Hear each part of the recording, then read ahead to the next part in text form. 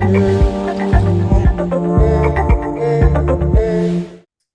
Eric, so this week's episode is don't beat the 5 people you spend, or you don't beat the 5 people you spend the most time with. Really interesting topic. Yeah, So I'm sure you've got some interesting things to share about that. I do. I heard this phrase probably, I don't know, 5, 10 years ago. I don't know exactly when I heard it, and it like resonated with me 100%. And the reason why is because when I was younger, in high school, and then a couple years outside of high school, I had friends that I was concerned about how they were influencing me. I may have been influencing them, but I was thinking about it, and I realized if I was going to grow, I had to move away from them. Yeah, well, listen, more on that in a moment, but first, hello, I'm Steve. And I'm Eric, and together we are two dads with one mission. Welcome to the 𝗙𝗍𝗃 podcast. This is the show for dads, all about fatherhood, faith, and freedom, one conversation at a time. Hey, Eric, so tell us more about you don't beat the 5 people you spend the most time with. Yeah. So as I was saying, I had these good friends in high school, and, some of them I grew up with in grade school. And so, I knew these guys well, but as we kind of were advancing through life, alcohol started to become a thing, cigarettes started to become a thing, language that I didn't really like. I'm not the kind of person that swears. So I was, these guys were, kind of sowing their oats, if you will, Yeah. How kids are, right? Like, oh, hey, now we can say these words. And so they were kind of overusing a lot of cuss words, and it's just not my style. And I'd had enough experience to know that I was being influenced, because words were coming out of my mouth I I didn't really like. And, I found myself occasionally smoking a cigarette, and I was drinking too much. And, as I've probably talked about in other episodes, both my parents were alcoholics. And so I was painfully aware of my own kind of, built-in DNA to go that direction. And I just didn't want to. I was becoming a performance athlete, kind of made a small career out of road racing bicycles. And it's like, I didn't want to be drinking and smoking and talking certain ways all the time. And so, as hard as it was, and honestly, it probably took me like a year of kind of pondering, like, what do I do about this? But ultimately, I just had to step away from my friends, and that sounds, I mean, some people, they might think, how could you ever do that? They're your friends. But my friends were leading me down a road in life that I suppose had its place, but it was a broken road, and I needed, I just had to step off the path, and there was no way to keep going with these guys that way. So I did that, and I started improving my life. And then it was years later that I heard this idea, this concept. It's said a bunch of different ways, but you don't beat the average of the 5 people you spend the most time with. Sometimes people will say things, specifically related around wealth, right? Like if you hang around 5 people that are broke, well, you're the 6th one, that kind of thing. It's been said a lot of different ways. And hey, it doesn't take a lot of kind of looking around and observing people to understand the truth of this. So that was definitely one of my kind of like big eye-opening, maturing moments in life, is that sometimes it requires you to make really hard decisions and step away from people that you care about. So that's kind of my story. Yeah, thanks for sharing that, Eric. There's a couple of things I want to add to that. So it's really interesting about, this average. You don't beat the average. More on that in a moment. But I just want to circle back in terms of, you talk specifically about kind of growing up, and there's a lot of social, almost like social conditioning, social pressure, that influences us in terms of those social circles. And you made a really tough decision to kind of go a different way, but not everyone can make that decision. And unfortunately, they get in with the wrong crowd, And this happens in later life as well. I'm going to come on to that in a moment. Yeah. But there's a lot of that social conditioning and almost like cultural conditioning. And I'm reminded of something that we spoke about offline, just as we were catching up before we hit the record here. Yeah. And it's like, you know, we try so desperately hard growing up in our early childhood and in our teens. We try so desperately hard to fit in. Yeah.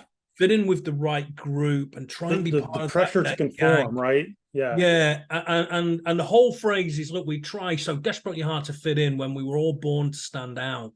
Yeah. But the problem is it takes that bears repeating. It is. Just repeat that contrast. Yeah, so we try so desperately hard to fit in. Yeah. When we were all born to stand out. Right. And I think there's power in that because, you know, in any kind of mindset, whatever kind of mindset, movement, flavor you want to choose, you know, there's always an emphasis on being your true self or being authentic or being genuine, that kind of thing. Right. So there's a large group of people that recognize this, but boy, when you're young, the pressure to conform is huge. And it's so comforting kind of to, like, you know, be like a part of a tribe of sorts. You know, there's safety in that. But then there comes a point, or you know, I hope for really everybody, where you've got to realize, if you're going to stand out, if you're going to really, you know, do what you want to do in life, you've got to. It doesn't always mean leaving your friends, but you got to kind of rise above. Oftentimes, rise above kind of what you've been dealt in life. Yeah, yeah. I mean, if you think about in essence what we are as human beings. We are effectively a learning organism. Okay. Absolutely. So what that basically means is, you know, we love to learn, and we love to learn quickly, and we make mistakes along the way. Okay. Yeah. So you know, I'm a really big believer in this lifelong learning. So what do I mean by lifelong learning is, you know, your life journey is a continuous learning experience. Every day is a school day. There's always something to learn today. Yeah. So I kind of lost my train of thought, but I'm sure it'll come back to me. So what was the whole purpose of this? Is yeah. So we're this learning machine as such, and we just love to learn. Yep. So if you want to learn something of value, you know, wouldn't it be better to surround yourself with people who are more expansive, more knowledgeable, you know, have maybe more experience and know things that you don't know yet, and to be able to learn from that, than be the smartest person in the group. Right. Well, you know, you just made me think of another situation kind of at a similar time. It was really why I was transitioning away from friends, because I was kind of at the early stages of this bicycle racing career that I mentioned from time to time. And, you know, I was in a club that had about 40 people in it, but I knew there was like 4 or 5 guys that I wanted to ride with because they were better than me. Either they had some skill sets I wanted, or simply they were just faster. And it's like, I knew that I wanted to surround myself with those guys, not just be comfortable and hang out with the, you know, the end of the pack kind of guys, you know, that I could beat or whatever easily. I wanted to push myself by being around guys that were better than me. So, I mean, I totally get it. And, you know, as you were talking, I was thinking, hey, our show is all about fatherhood, faith, and freedom. Right. And so if you want to, you know, be a better father, well, if you're hanging around or spending, you know, lots of time maybe at work with dads they're always bad mouthing their wife, complaining about their children, hating on their job, you know, unhappy in life in general, well, guess what? You're probably the one that's doing that as well. Yeah. You might even, I mean, Eric, for the benefit of our YouTube listeners, if they've just been watching me as you were saying that, I was hoping you would say something like that, because, you know, I'm smiling ear to ear here, and you've just nailed it. I mean, you know, that is Allied Dads 101. You know, they're in a nutshell. If you want to be the best possible dad you can be, you got to surround yourself with other great dads. Yeah. If you surround yourself with mediocre dads and you're the best in the pack, then guess what? You're going to learn nothing, and you're going to be a mediocre dad yourself. Yeah. I mean, that's exactly it. And look, there may be room for kind of like a mentor relationship, maybe another guy that's trying to change his mindset or whatever. And there's a lot of value in maybe trying to, kind of be that mentor or teacher to help a guy.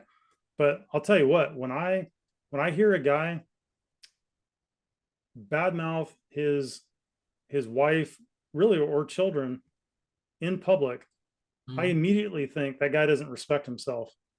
And I kind of immediately have like a dim view of that person, because first of all, you chose her, I assume, right? And then you chose to make babies with her, but then you're gonna sit there and tell other people that she's no good in one way or another. Well, that doesn't speak very highly of you or your choices or your ability to foster, or be the father figure. So at some point, it kind of comes back to personal responsibility, which we've talked a lot about. But maybe things are broken, right? Yeah. And they might be bad, but there's a way to talk about those things, and it's generally not in public at work or whatever, and just airing out your dirty laundry. There's a right way to go about that. And it may be reaching out to somebody like you or me, and saying, hey, I'm struggling, I need help, that kind of thing. That's respectable. Yeah, I mean, there's a quick check, isn't there? Very, very quick check is, if you're listening to this and you find yourself, you're one of those fathers, that are struggling to parent, and you're having challenges in certain places, then a little check maybe, just maybe look at the 5 people that you're closest to, that you spend the most time on. Yeah. And if they're not nurturing kind of parenthood and fatherhood, then maybe you need to include some new people who can help to foster those types of dialogues and conversations, into your life, and maybe meet new people, join new groups. And I'm reminded here of something else, because while we're talking about, fatherhood, faith, and freedom, and kind of our wider listener, just another example of this is, for our aspiring entrepreneurs, and, maybe the fathers who run their own small businesses, or maybe large businesses. The same goes. It's kind of that social conditioning that we've had from growing up. It follows us, and we kind of adopt those beliefs and habits. I mean, we're creatures of habit. We have these habitual patterns that, unless we break those patterns, they stay with us. So the same goes for business too. You may be going to networking events and business events, and you've been doing it for months and years, and they're just not working for you. Well, guess what? You don't beat the 5 people you spend the most time with in business either. So, if you're the smartest, greatest, most successful person in the room, you're in the wrong room. When it comes to networking and what I call even these mastermind groups, where you have business leaders that get together to really mastermind strategies and tactics, you want to be the dumbest person in the room. When I join a group in business, I want to be the dumbest person in the room. Why? Because I'm going to learn the most. That's right. That's absolutely. I'm going to get the most value. And something I want to say, look, the reality is, in today's age, supposedly we're the most connected, right, with our phones, but people are not as connected as they used to be on an interpersonal level. And, whether it's demands of family, job, business, whatever it is, I want to assure you that if you need to change we're using the number 5. Look, it could be 3, it could be 6, it's 5's not the point. But if you need to change kind of your circle of influence, you can literally, it doesn't have to be like real people in your inner circle. And I'm going to tell you from my own experience, about 5 years ago, I was coming from a real deep, dark, ugly place from custody and divorce. And I knew I had to surround myself with different voices and different influences. And I did it mostly through podcasts. And I picked a few, kind of hand selected a few men that were speaking, what I needed to hear, sometimes some tough stuff. And I just availed myself to that. I listened to a ton of podcast content, and it got me out of my bad space. So, don't feel like, oh, I got to somehow search around and find real people in real time or whatever. That's ideal. I'm going to say it, but hey, it's not always possible. And you know, look at Steve and I. We're across the pond from each other, as people like to say. You know, he's in the UK and I'm in the United States, and we have formed a relationship that we're doing this with, as well as just being friends. And it's a super beneficial thing. So if you're, you know, I've often said, you get what you look for in life. So if you want to change the people around you, start looking for different people. It's really that simple. But it can be people on, you know, and look, if you need recommendations for great podcasts for either mindset or different kinds of things around business or whatever, we can easily provide you some good resources with that. So please reach out to us. Hey, and that's a great question to ask. So how do people reach out to us, Eric? Yeah, so it's real simple. Just go to allieddads.com and you can find all of our contact info and emails. You can email us and we'd love to chat with you. You can comment on our YouTube video and we can connect from there. Yeah, fantastic. And the next episode, the title of the next episode for next week is Laughing to the Max. So that's going to be a really interesting one, Laughing to the Max. Yep. Hey, laughing in the face of stress can be the best thing you can do. So we'll get into that more. All right. Yeah, any last thoughts, Steve? Just in terms of, look, we're pretty much on all the major streaming channels. So, you know, listen to us, watch us on our YouTube channel, and find us, you know, on your favorite streaming channel. You know, hit those subscribe, those bell buttons, so that you get notified when our new episodes drop every Thursday. Yep. And hey, listen, last thought, Steve and I would be happy to be part of your 5. So yeah, absolutely. And again, if I could just add one last thing to that 5, we're not suggesting that you need to ditch the 5 people that you spend the most time with, you know, unless they're all toxic people, you know, and that's a decision for you to make, and only you could make that decision. That's true. But there's room for new people in your, what I would call like the inner circle, where you can learn and nourish and nurture, you know, new types of dialogue and learnings, and that I welcome in your life. Yeah, and listen, I just want to say on the back of what you just said, I may have made it sound pretty black and white. It doesn't have to be. A lot of times you can just limit how much time you spend with people, and make sure you're spending time with people that are really driving you to be better than, or, you know, help you move in a direction that you want to go. So it's a good point. Yeah, you could even have these multiple groups of 3, 4s, and 5s as well. Sure, absolutely.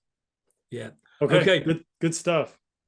Great speaking again, Eric, and delivering some hopeful words of wisdom and encouragement to our listeners. So I will see you on the next episode. All right. Take care.